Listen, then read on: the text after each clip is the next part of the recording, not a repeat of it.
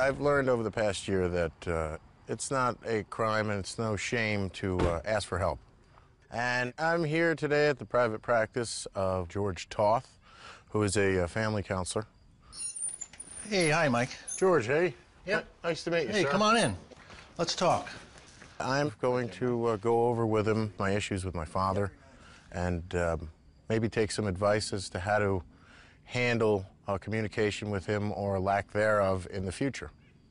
Why did you decide to come for counseling? I'm having issues with my father, major issues, and I feel recently that I've reached out to him, and he has certain conditions on making amends that are kind of impossible to keep up with, and he's not willing to budge at all. Right. And my big issue with my father is that I feel that he's slipped, and he's no longer a moral man. He's acting mad. I mean, one of the big things that I have a problem with is that he keeps offending my brother. He keeps trying to hurt him. He keeps trying to destroy him. Sounds like it put you in a double bind, so to speak. You have an allegiance to your father. He is your father. Yes. And on the other hand, you have your brother, and you sound like you're in the middle, and it's very painful. I am. I feel like a tug-of-war rope sometimes. I think he has serious issues. They've been going on for a long time. I think the fact that there is alcohol used in the family, that the family divorced 13 years ago, perhaps he hasn't recovered from some of that. Boy, it just kind of upsets me, but he's never once told my brother Paul that he's been proud of him.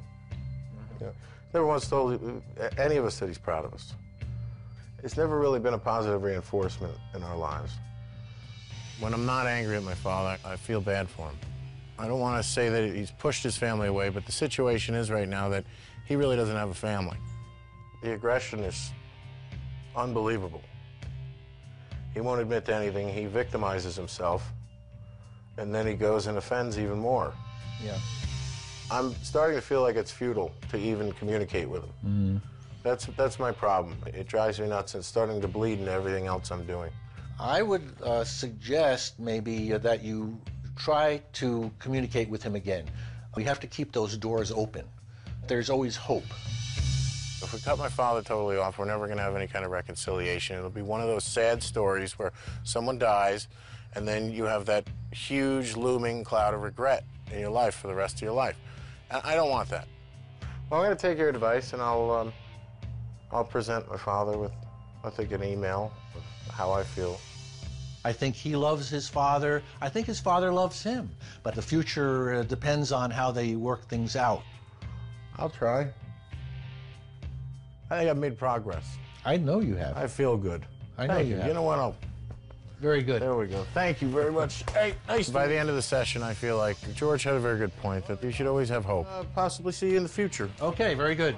I'm just really hoping that if I send some communication towards my father, he doesn't kind of twist it and then just slam it back in my face, because I'm kind of getting tired of that.